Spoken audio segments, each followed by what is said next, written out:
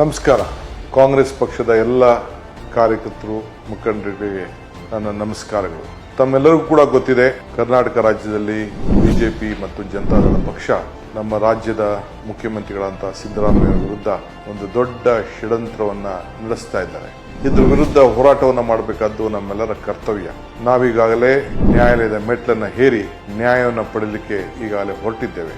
ಆದರೆ ಪ್ರಜಾಪ್ರಭುತ್ವದ ವ್ಯವಸ್ಥೆಯಲ್ಲಿ ತಾವೆಲ್ಲ ಕೂಡ ಒಂದು ದೊಡ್ಡ ಶಕ್ತಿಯನ್ನು ಕೊಟ್ಟು ಈ ರಾಜ್ಯಕ್ಕೆ 136 ಸೀಟನ್ನು ಕೊಟ್ಟು ಒಂದು ಬಲಿಷ್ಠವಾದಂತಹ ಸರ್ಕಾರವನ್ನ ತಂದಿದ್ದೀವಿ. ನಾವು ಕೊಟ್ಟಂತ 5 ಗ್ಯಾರಂಟಿಗಳನ್ನ ತೆಗೆದುಹಾಕಲಿಕ್ಕೆ ಮತ್ತು ರಾಜ್ಯದ ಒಬ್ಬ ಹಿರಿಯ ಮುತ್ಸದಿ, ಒಬ್ಬ ಹಿರಿಯ ನಾಯಕ ನಮ್ಮ ಸಿದ್ದರಾಮಯ್ಯನವರಿಗೆ ರಾಜಕೀಯವಾಗಿ ಮುಗಿಸಲು ಒಂದು ದೊಡ್ಡ ಹುನ್ನಾರವನ್ನ ನಡೆಸ್ತಾ ಇರೋದು ತಾವೆಲ್ಲ ನೋಡ್ತಾ ಇದ್ದೀರಿ. ಇದ್ರ ವಿರುದ್ಧ ನಾವು ಪ್ರತಿಭಟನೆ ಮಾಡಬೇಕು.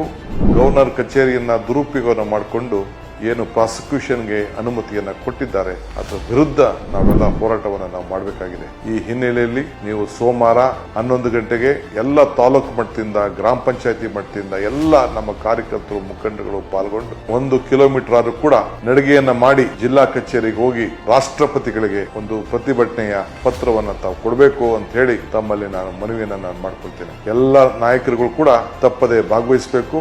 ಒಂದು ಇಮೇಲ್ ಅನ್ನು ಕೂಡ ರಾಷ್ಟ್ರಪತಿಗಳಿಗೆ ಕಳಿಸಬೇಕು. ತಾವೆಲ್ಲ ಸಹಿ ಮಾಡಿದಂತ ಪತ್ರವನ್ನು ತಾವೆಲ್ಲ ಕಳಿಸಬೇಕು ಅಂತೇಳಿ ತಮ್ಮಲ್ಲಿ ನಾನು ಮನವಿ ಮಾಡ್ತಾ ಇದ್ದೇನೆ. ನಮಸ್ಕಾರ.